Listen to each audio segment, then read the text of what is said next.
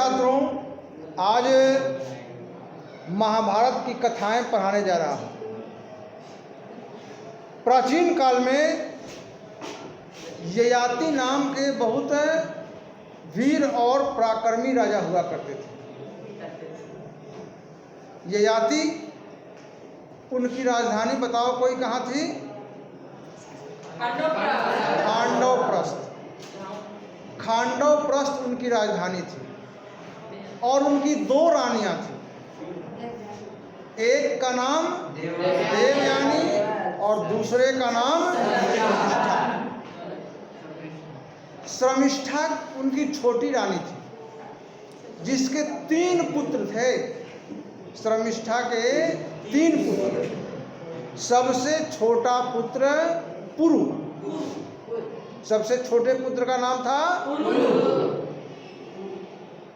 वो पुरु बहुत प्रतापी थे, बहुत वीर थे। उनके नाम पर आगे चलकर यह वंश पुरु वंश कहलाया।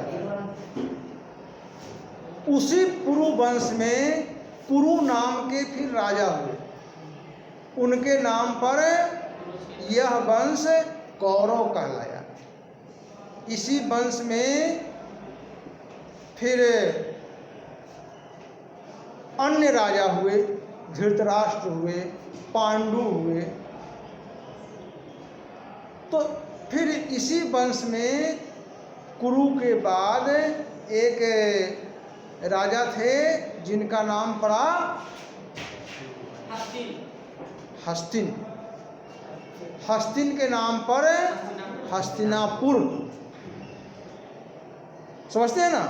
इस तरह से इसी वंश में शांतनु नाम के राजा।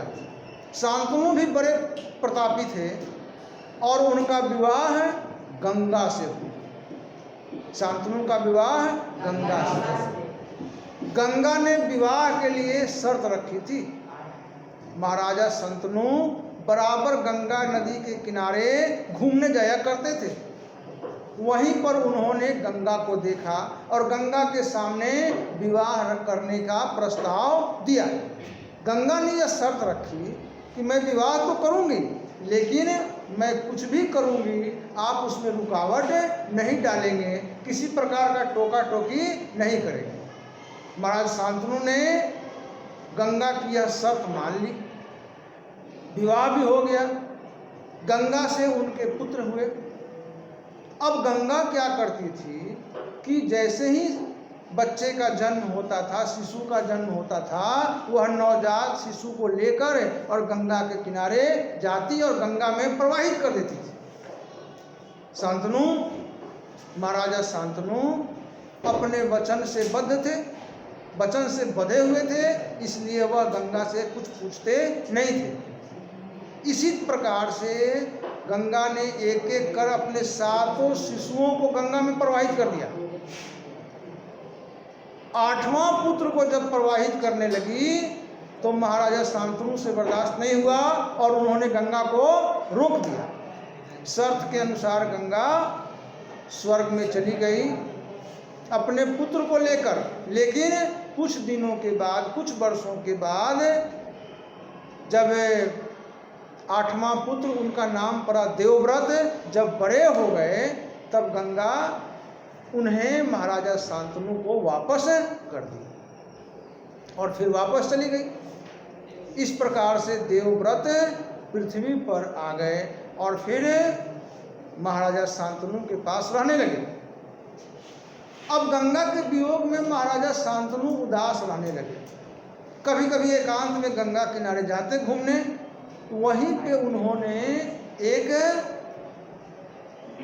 नवयुवती को देखा, एक सुंदर कन्या को देखा। नाम था सत्यवती। सत्यवती निषाद कन्या थी, मल्लाह की पुत्री थी।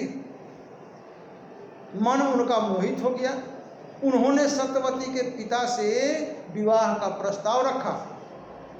सत्यवती के पिता ने यह शर्त रख दी कि भाई आपका तो पुत्र है देवव्रत, आपके बाद वही राजा बनेगा, वही आपका उत्तराधिकारी बनेगा। यदि सत्यवती का पुत्र राजा बने तब मैं सत्यवती का विवाह आपके साथ करने के लिए राजी हूँ। राजा चुप हो गए, वे यह शर्त मानना नहीं चाहते थे। एक शर्त तो गंगा का माने थे, इसलिए ये परेशानी हो गई, लेकिन उदास तो रहने लगे।